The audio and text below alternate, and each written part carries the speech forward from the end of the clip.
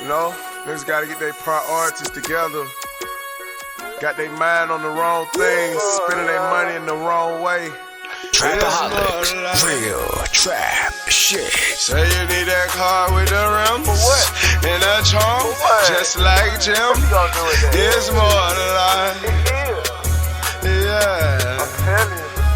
Talk to him. Say you need that LV bag with the belt and the hat. That's all you got though. It's more than life.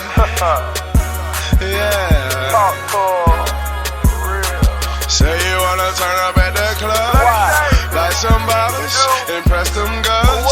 It's more than life. The whole fucking everybody. Yeah. Damn, son, where'd you find this? Good evening, everyone, and welcome to Saints and Appetizers podcast and Food At. And I'm Ethan. And man, just when I'm thinking this season and these games can't get any more devastating, you know, I think these games are just kind of throwaways, you know. The season's just over. I can't get any more invested in these games. You know, I'm just kind of over the season. You know, the playoffs are kind of just a distant joke. You know, it's not really attainable. You know, I'm not really gonna get into this game. You know, oh, there's just a slight light at the tunnel that the Saints can make the playoffs. But who am I fooling? You know, I'm a diehard fan, so and on top of that, they're playing the Buccaneers and Tom Brady, the Tampa Bay Buccaneers. You know, no one cares about the Buccaneers. The only reason anyone cares about them is because Tom Brady's there, and the only reason they're on prime time is because Tom Brady's there. So the only reason I care about the Saints beating them is because Tom Brady's there. So that's the only reason I got really invested in it. And what drove me into being invested in it on top of that is because the Saints led the entire way. So because they had the game pretty much in hand for the, I don't know, it's hard to say, the whole 57 minutes of the game. It had me locked in. I thought the Saints were gonna go into the bye at 5-8, a half a game back, locked in, key, in step with the Falcons and having the the tiebreaker over them. But and we were gonna, the Hoodats and myself were gonna get to enjoy that for 2 weeks and get to celebrate the win over Tom Brady. And you know, and I said a little while back, several weeks ago, a while back, that the Cincinnati Bengals loss was like the worst loss since like the Nola no call and like the loss against the San Francisco 49ers. And there really hadn't been any losses like that had really like upset me. Well, it didn't take much longer for another win to another loss, that is, to upset me and have me tossing and turning at night, because it just took it happened in the same season, and this game was almost like a carbon copy of that loss to the Cincinnati Bengals, because they led pretty much the entire game and then choked it away at the very end. All they had to do was, on their last two drives, they had two chances at it.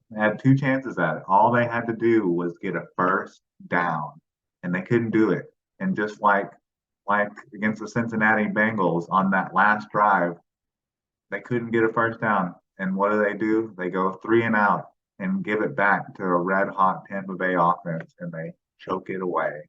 And that is just, you keep running back the game in your mind of, you could have been a better play caller than Pete Carmichael at the time.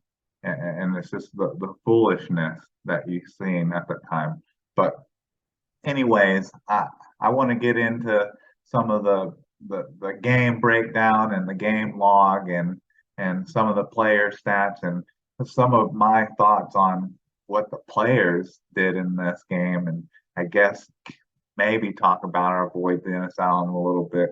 But anyways, can I get a menu and let's get into this right now. So this game started out a little different than some of previous games. You know, we're kind of used to the punting back and forth, the punt fest that we're used to. But this game started out a little different. You know, the defense, it looked like this was going to be a long day from the get-go because that the defense had to bow its back right from the beginning because the Buccaneers they went on a 16 play drive right out the gate, and it was a 16 play, 72-yard drive that took up 8 minutes and 35 seconds of the first quarter. And when that when that drive took place, I was thinking for sure that they were going to cap that off with a touchdown, and it was just going to be a long day. And when they actually were able to stop them and hold them to 3 points, that was like the biggest win of the game, honestly. Like that set the tone for the entire game. And, I honestly thought from there, like that almost won the game right there, but that obviously that wasn't enough because it was very similar to the first Buccaneers game when they like were able to hold them to 3 points for the entirety of the game almost. And that's kind of what happened in this game. They scored that 3 points and then from there on they almost didn't do anything for the rest of the game. And so they scored that 3 points and then it was a punt fest for about was 4 more drives. It was just a punt fest, back and forth, back and forth. And then the Saints, they finally got things moving and went on a pretty short drive. It was just it wasn't that short of a drive. It was an 8 play drive, and it was capped off by a crazy play, honestly, that led to like a spinning catch in the back of the end zone by Taysom Hill, and that was a crazy play because Andy Dalton like went through all of his reads and then actually had to come back to Taysom Hill, who was like left alone in the back of the end zone. I think it was Keanu Neal just left Taysom Hill like wide open in the back of the end zone, and Andy Dalton like went through like I think he may have actually looked at Taysom Hill like as his first read, and then went through all of his other reads and came all the way back to him, and he was left like wide open, and had a caught the ball like in the air and did like a spinning back shoulder catch in the back of the end zone wide open. So that was just a wild play when that happened. And I was just really surprised by that when that happened. I was like, oh, wow, the Saints can actually move the ball against this Buccaneers defense. And then, and it was just good to see that the Saints could move the ball and actually get stops against the Buccaneers in this game. So then the Saints get a stop against the Buccaneers right after getting that score. And then this is when things kind of got interesting here. This is when some bad things started showing up for the Saints because this was the next drive for the Saints, and this happened. This ended up being a 3-and-out for the Saints on their next drive, and so the Saints on the first play of that drive, Alvin Kamara rushed right for 1 yard, and then on the second play of that drive, Andy Dalton threw incomplete short left.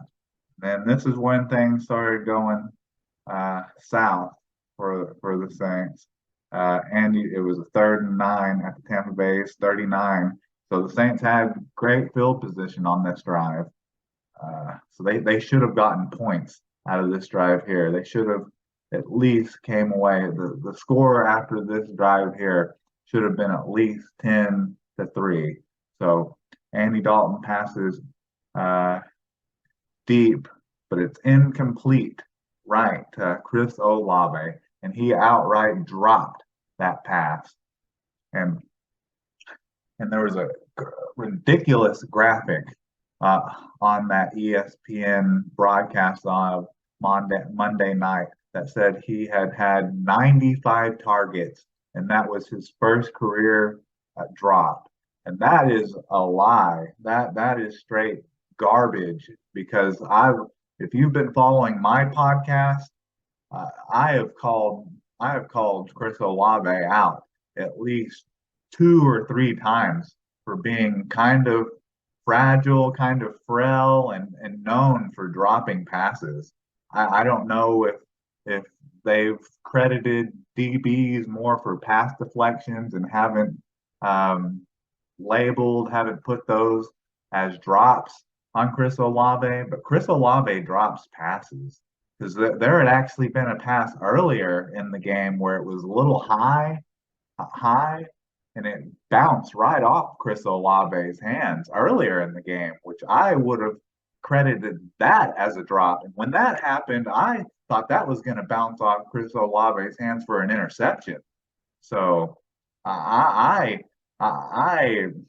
when I saw that graphic, I was laughing my head off because if I was to credit how many drops Chris Olave has this season, I would put it closer to 5 or 6 drops this season because he had like 2 or 3 drops in the first game against the Buccaneers, actually. So that is a false graphic. I don't know who does those stats from for ESPN, but Chris Olave definitely has more than 1 drop in his career, and that outright cost the Saints points because that would have put them down in the Buccaneers red zone, and they'd have come away with at least 3 points. We know they probably wouldn't have scored a touchdown because even though Andy Dalton had a great game, we know that they have a hard time punching it in. Only way they'd have punched it in is if Chris Olave would have caught that and broke free. They have a better chance of breaking loose for a longer play and scoring instead of when they actually get inside the 25. So they ended up not getting anything. They ended up getting a delay a game and getting backed up, and I guess they had to take a no play and yeah, they ended up getting a no play, delay a game, got backed up to kick a better position for the punt, but ended up getting no points after starting at Tampa Bay's 40-yard line. That kind of stuff just can't happen. That is just horrible. And then they get bailed out after that, and on the Buccaneers are going on like a 7-play drive. It looks like they finally woken back up after their first drive. They're going on a 7-play drive, and Tom Brady throws an interception right to Demario Davis, and they're talking on the broadcast how that was such a great play by Demario Davis. But hell, honestly, at least when I was looking back at it, it looked like he threw it right to Demario Davis, and the Saints end up getting the ball. They end up getting the ball right at the Tampa Bay 48-yard line, and the Saints end up bringing it to the Tampa Bay's 19, and Andy Dalton passes incomplete to Jarvis Landry. And what do we know? What do you know? We have another incomplete pass, and it's due to another drop. And this time it's by Jarvis Landry. And this is another ridiculous play. This I put down as like a character locker room concern or something. I don't know what to put this down as because this was a good enough pass. Andy Dalton was throwing great passes all night. And this was a good enough pass that this should have been caught with both hands. There was no reason to try to catch this with one, try to make a one-handed catch. Even when he tried to catch it with one hand, he should have still been able to to catch it with the one hand, and he just couldn't bring it in. And with the way it was set up, it looked like he should have been able to catch it and rumble into the end zone.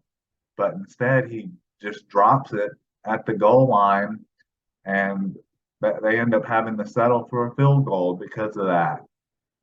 So there's your second big time drop of the game. There's another situation, incident that cost them points. So that's 4 points right there. That's 7 points there. The three from Olave, at least three from Olave, and the four there.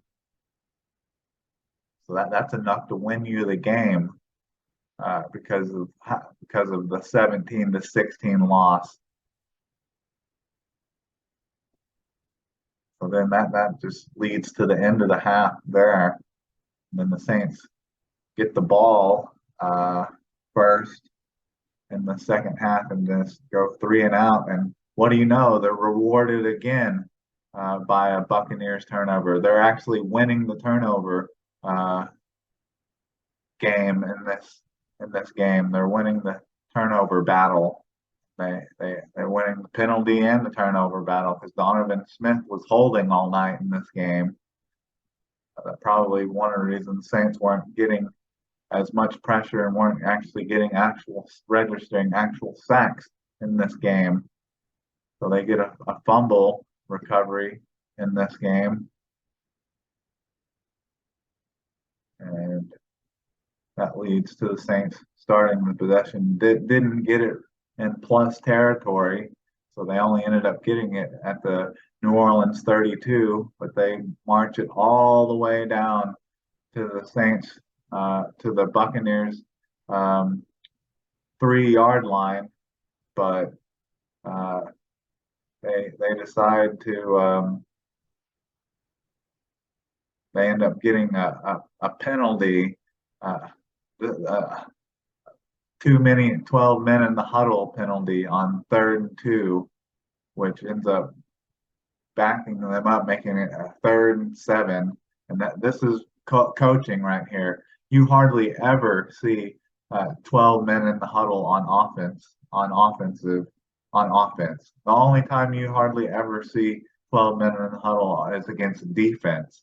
Like I have no idea how you get a 12 men in the huddle on an offensive play.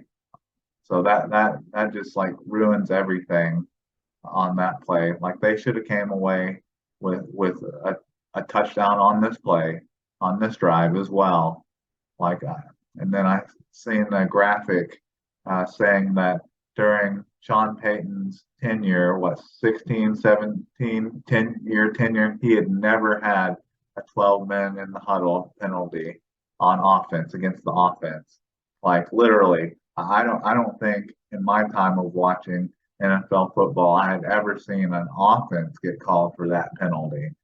And then this just comes back to the conservative play calling of Dennis Allen and Pete Carmichael. It's 4th and 2 at the 3-yard line, the Buccaneers 3-yard line, and they just don't want to go for it. You know, I think they probably should have gone for it. You know, this was kind of something I said during my prediction thing, is that the Saints were gonna I predicted them to win by kicking like 4 field goals, but it was one of those things that they're going to end up giving the Buccaneers just too many bites of the apples, and that's exactly what ended up happening. You know, you settle for field goals, and then that's what you can't win with field goals, and that's exactly what happened.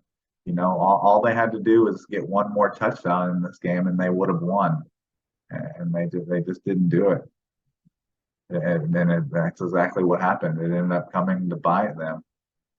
The Saints defense continued to bow up. The Buccaneers got it back after that field goal, and they forced another punt.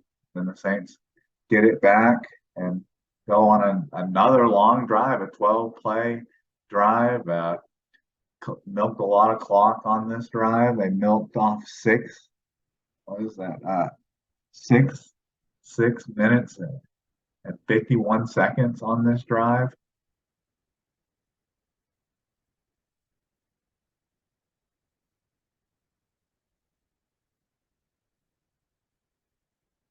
They get it all the way down. Once again, they get it all the way down to the Buccaneers 11-yard line. And at this point, it's a 13, 13-3 lead. And that once again, it's a 4th and 2. And this one's a little bit different because it's a 3rd and 2 at the Tampa Bay's 11. And I just didn't like this because uh, instead of just trying to run and pick up the 2 yards, they throw it. They try the screen pass, which the screens a couple times in this game had worked, but I just didn't like that they tried to throw it on 3rd and 2. I really would have rather them try to run it on this drive, on this play, but instead they tried to throw a screen pass that uh, Alvin Kamara, and it got knocked down by Carl Nassib. But I would have rather them try to run it on this 3rd and 2, and if they'd have picked up some yardage there and made it 3rd and 1, third or 4th and 1, 4th and inches, then try to sneak it or something. And even with it being 4th and 2, I think it being 13-3, they should have went for it anyways. Because even with it being 13-3, if they didn't get it, it's still a 2 possession lead. So they should have went for it there and just try to go for the throat. Try to put the dagger in them, but they didn't. They just didn't do it. They didn't do it. And even with not doing it, once again, the Buccaneers get the ball back, and what do they do? The Saints defense forces another turnover or another punt, that is. Then the Saints get the ball back, and what do? They go 3 and out. But this is when the tomfoolery in the game really, really starts. We had the drops. We went through the drop problem, but this time we go through some real ridiculousness here. And this is where it gets ridiculous now. And so on the first play, we have Alvin Kamara up the middle for 2 yards. Okay, nothing too serious there. Then we have, this is probably one of the play people are talking about the most, but people need to go back and really talk about the 2 drop passes too, because that's something to highlight. Because that was something that we dealt with a lot, because Andy Dalton played really well against the 49ers, but he dealt with those drops from Juwan Johnson and Taysom Hill in that game too. Well, he's dealing with drops from Taysom Hill and Jarvis Landry and Chris Olave and this game too. So then on 2nd and 8, Andy Dalton throws a little screen pass, a little short screen pass right to Mark Ingram, and he runs out of bounds. After 7 yards, he runs out of bounds, like 1 yard short of the first down. And man, when he did that, I noticed it like right away, and I'm thinking to myself like, why would you do that? And that's something I've noticed that other players like really do. Like that seems to be something that's rubbed off. It's like a locker room thing, like it's like bad like community thing. It's a bad leadership thing. Like it's something that I noticed Chris Olave does. It's something Alvin Kamara's kind of always done. Like I don't like that. I don't like that running out of bounds stuff when there's still some yards to gain there. Like that's something that the coaches need to step in and tell them guys that when there's yards to gain there, there's no point in running out of bounds. Like that really cost them the game there. And then just recently, like he apologized for it, uh, that he's really upset, knows that it cost the game. Well, that's kind of a useless, pointless apology, since they lost and the season's pretty much over. They're 2 games back of the Buccaneers, and their game back of the Falcons. So, I mean, what the Saints would have to win 2 in a row, the Buccaneers would have to lose 2 in a row for them to even get back in this thing. So it's pretty much pointless now. And it's like, well, now it comes out that Mark Ingram has a torn MCL and is probably done for the season. So it's like, how mad can you be at the guy? But so that's just super annoying. Uh, but and then here comes, so that happens, and then an even more ridiculous play happens after that. So it's 3rd and 1. So even after that happened, I was like, okay, that was kind of ridiculous. I kind of understood because Mark Ingram had gotten hurt earlier in the game, and he stayed down a long time, like grasping his knee, and I'm like, oh well, maybe he just ran out of bounds because he didn't think he could go any farther because of his knee. Because even after that, he was down holding his knee a bunch. So I was like, okay, they'll probably just run up the middle again and get like 2 yards like they did earlier in the game with Adam Prentice. But the most ridiculous, probably even I thought was probably the most ridiculous thing in the game is they do this incomplete short right pass to Marquez Callaway, and it just pops up in the air incomplete. When that happened, I was like, what the heck was that? That was like, I don't know. That's something. That's a play that you use. That's a play that Drew Brees used to run with Michael Thomas like 3 or 4 years ago. But that's Drew Brees and Michael Thomas. We're talking about Andy Dalton and Marquez Callaway. There's levels to these things. There's levels to these things. Run the ball. All right. It's simple as that. Just run the ball. That's ridiculous. You don't do that thing. You got to realize who your personnel is. Okay. God, man. And even after even doing that, they still don't realize the situation at hand because they're at Tampa Bay's 44-yard line. They're up by 2 possessions. It's 4th and 1. Go for it. Go for it. Put the dagger in them. Do the Adam Prentice run again. Hell, put Trevor Penning in at fullback and run behind. Have Alvin Kamara run behind him for the first down. Like hell, I could do a Madden playbook and be better than what the play calling was for for for Pete Carmichael was in this game in the last 5.5 minutes of this game. Ridiculous. And then I think everyone knows what happened at the end of this game. Of course, they go down and score. They get the pass interference on uh, pass interference called, and that pretty much is what cut all the time out that they needed, and they get that touchdown, and that was just made it way too easy because even though they started the drive at the 9-yard line, thought that was going to cut off a lot of time, but they got the pass interference call against Chris Olave, so it just made it that much easier against them, on them. So then, of course, Saints on their next drive do the classic 3-and-out, like they did against the Cincinnati Bengals, and on that 3-and-out, they just went. It was Alvin Kamara left for 3 yards. And Trevor Penning reported ineligible, and that was just a weird play there because it looked like they tried to design it and make it look like it was a run play, but the only wide receiver they had in was Kurt Merritt, and I guess they were setting that up as a play action and were looking to throw deep to Kirk Merrick, but the Tampa Bay Buccaneers didn't buy into it at all.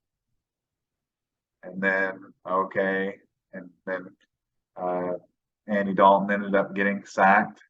And then on 3rd and 17, uh, Andy Dalton makes an amazing throw to Taysom Hill. And then what do you know? We have another drop pass. And that's 2 big time drops by Taysom Hill in 2 weeks in a row. But, you know, Taysom Hill, I know he's listed as a tight end, but that's not really what he is.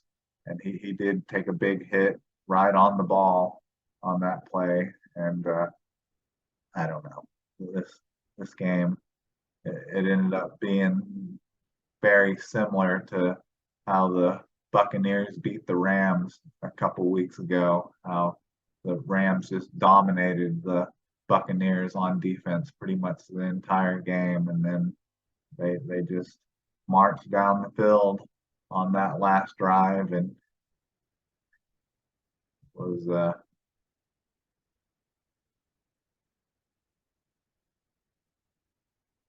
11-play drive. They didn't even have they had a timeout left and didn't even have to use it. And once the Buccaneers, that was bad clock management, honestly, by Dennis Allen and the Saints. Once the Buccaneers got into the Saints got into the red zone, the Saints honestly Saints had I think 3 timeouts. The Saints honestly should have started using timeouts to save time for themselves because they should have realized that the Buccaneers were going to score a touchdown because then the Buccaneers scored a touchdown, got holding on it, and then scored again. Like the Saints should have started using their timeouts to save themselves a little bit of time to where they could have tried to get downfield and try to score, get a field goal, try to win themselves. So that was honestly bad clock management on their part. But anyways, that was painful enough going back over. Let's look at some stats here. See what we got here. And Andy Dalton, man, he had a really good game. His stats would have been even better if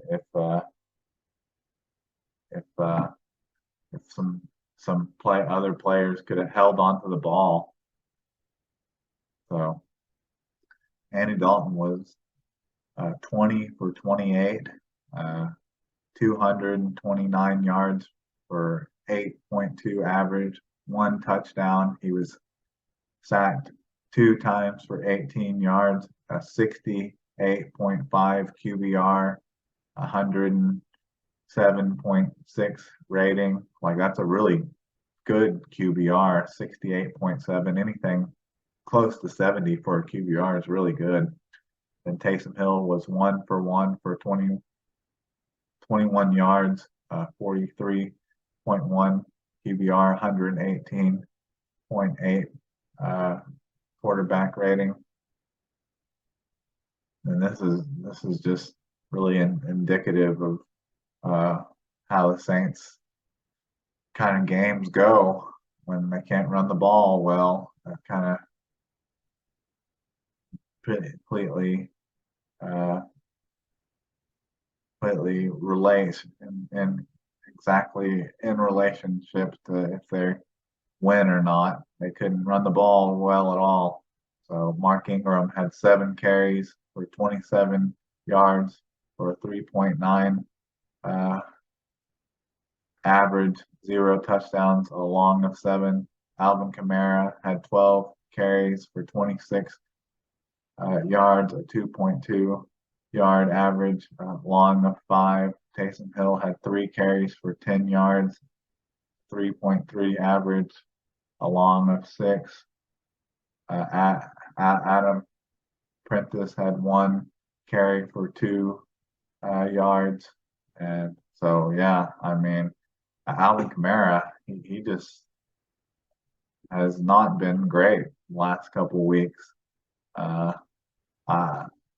Honestly, before think it was on one of those runs or that catch before Mark Ingram like first went out of bounds and fell down on his knee and was out there holding his knee for a long time. I actually thought Mark Ingram was having a pretty good game. And then as I'm like praising him, then he has that horrible play where he goes out of bounds and pretty much ruins the game.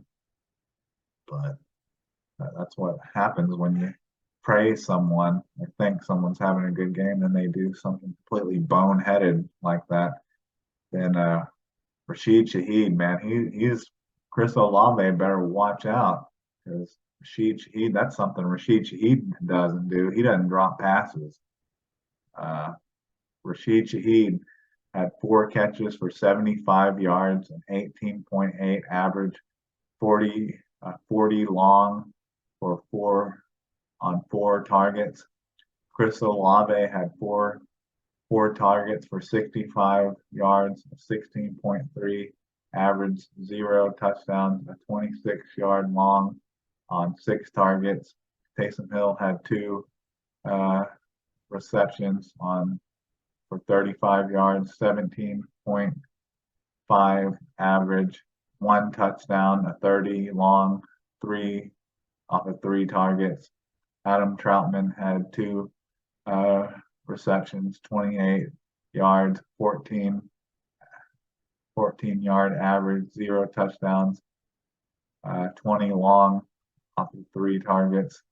And Mark Ingram had 5 receptions. See, he was catching a lot of passes and screens. Mark Ingram was like he was active, just didn't have a lot of yards. Had 22 yards, 4.4 average. Like Alvin Kamara was like a ghost in this game. Had 0 touchdowns, 7 long off of 5 targets. So he caught all 5 of his targets. And Jarvis Landry had 2 catches for 14 yards, 7 average, 0 touchdowns, and 8 long, 3 off of 3 targets. Alvin Kamara had 2 catches for 11 yards, 5.5 average, 0 touchdowns, 8 long off of 3 targets.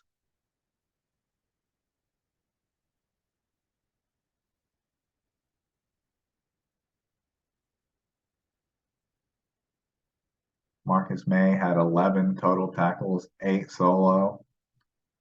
Bradley Roby had 8 total tackles, 8 solo, a pass deflection. Alante Taylor had 8 total tackles,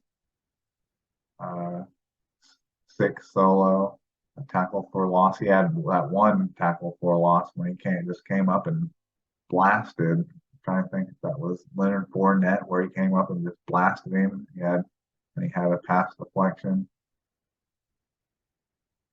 Mario Davis had 7 total tackles, 2 solo, 2 pass deflections, an interception.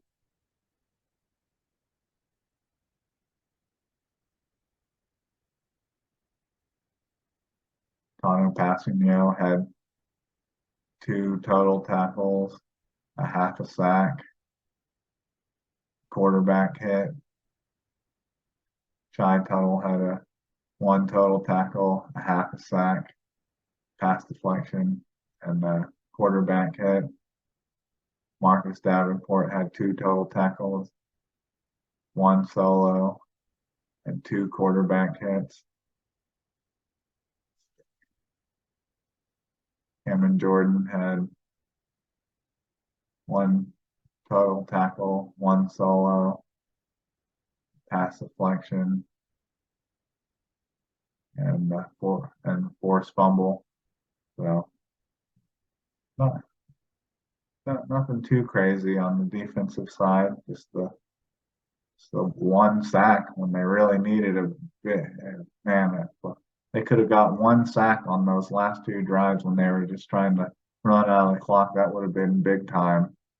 But they had the 2. I mean, they had the 2 turnovers to none.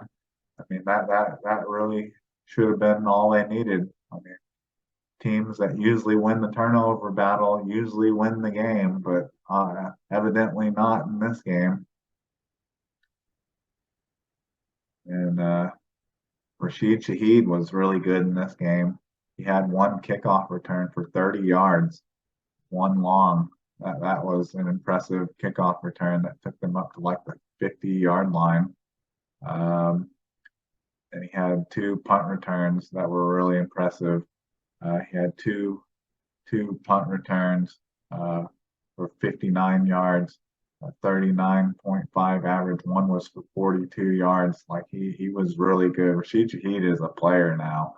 I would almost put him for undrafted rookie with how often Chris Olave drops passes. Now I'm almost liking Rashid Shaheed more than I like Chris Olave. That's a mouthful right there, but I don't know.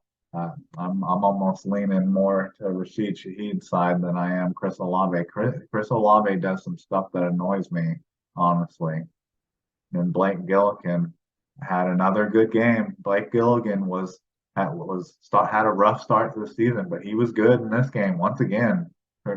Blake Gillikin, it was almost time to move on from him after that horrible shank in the game against the Bengals that pretty much cost the Saints the game in that game. But he was good in this game. He had 6 punts for 262 yards, a 43.7 average, 3 inside the 20, a long of 62. He had a great game.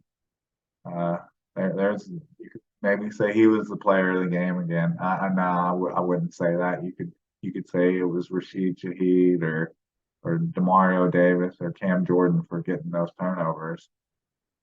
Or you could actually say it was Andy Dalton. Andy Dalton would have had an amazing game if some of his receivers would have just caught 1 or 2 or 3 more of those passes. But anyways,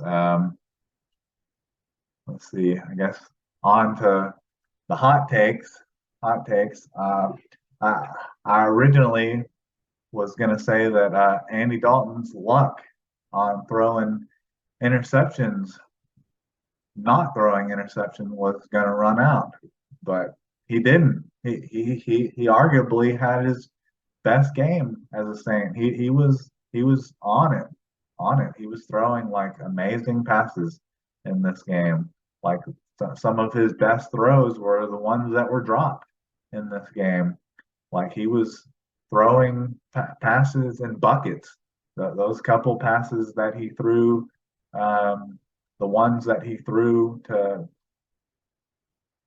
Chris Olave and Jarvis Landry, those were passes like thrown right over defenders into buckets, and they dropped them. That is like criminal, honestly, that those passes were dropped. And the pass that was thrown to Taysom Hill that was dropped, that was thrown like right in between like 3 defenders.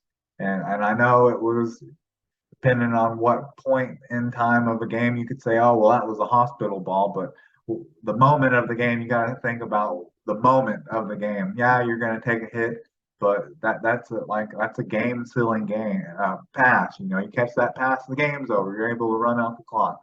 So it's a situational play.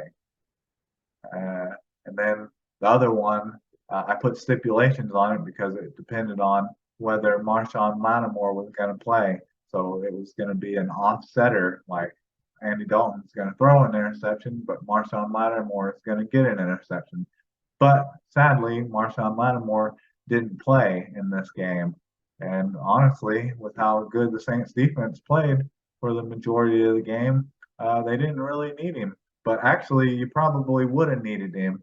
It would have helped to have had him at the very end of the game because that's who ended up drawing the big penalty against Paulson Adebo was Mike Evans. If you had Marshawn Lattimore matched up against him at the end of the game, that probably wouldn't have happened. So it's all happenstance, I guess. It's all you just gotta.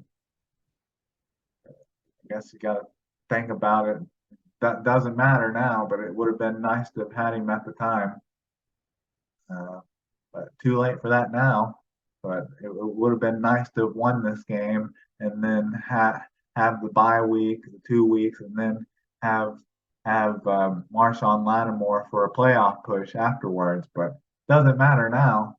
If he would actually was healthy enough to play in this game, it would have been probably wise to just go ahead and let him play than have Paulson Adebo matched up on Mike Evans on the last two drives of the game, the second to last drive of the game, and draw that pass interference that got the Buccaneers offense jump started again. So those neither of those hot takes hit because hell, it ended up being the Saints defense that ended up being ball hawks in this game for maybe the first time all season.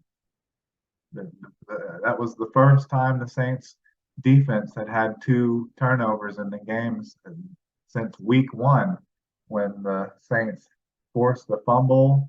I think Marcus May forced a fumble, and Tyrann Mathieu, I think, may have had an interception, I think, in week one. And then on to my score prediction. It was very close to hitting. Honestly, I picked the Saints to win 19-17. So, like I said, with the clock management, if the Saints, Dennis Allen and the Saints would have started taking some timeouts once the Buccaneers got into the red zone there at the end and would have saved them some time, maybe 30 seconds or maybe a little more after the Buccaneers scored there. Maybe they could have got down in field goal range and made it 19-17 because that's what I predicted. So the Saints were just off were just 3 points off of making the score 19-17. So I was very close to predicting the score of this game, but sadly they didn't. They weren't able to get that 3 points to win this game and make my prediction right. So I was 3 points off. So none of my hot takes hit, and none of my score prediction didn't hit. Sadly and sadly, and I'm just broken up over this game. I really thought I was pretty much over this because last week's game against the 49ers didn't bother me at all. I just that just went down my back like I had a oil that just went off my back like a duck's back, water off a duck's back. It just completely washed away. But this game stuck with me. I think it's mostly because I thought they had it in the bag for the most part. But even when it was 16-3, uh, once they got the 3 points to make it 16, I still had that feeling that they really needed it to be a three score lead, 3 possession lead for them to be safe. And that's pretty sad when you think about it, that even with just 5.5 minutes left, they still need it to be 3 possession lead for them to be safe. But I think the only thing that's really left for this season to make it any enjoyable, to make it worth it, I guess, is for them to sweep the Falcons, not get swept by the Panthers, and get that long awaited that thing that they haven't been able to acquire, that win over the Philadelphia Eagles. They've really been an Achilles heel for the Saints the last couple seasons. I think the Philadelphia Eagles have beat them the last 2 or 3 times. I really wish the Philadelphia Eagles were still undefeated by the time the Saints played them, but sadly they're not. But if the Saints could just beat the Falcons, sweep the Falcons, not get swept by the Panthers, and beat the Philadelphia Eagles, that's the only thing really left now, because the Saints are pretty much, their season's pretty much over now. But that's all that's left really. But I think that's all I have for you. So who dat? And can I get a check, please?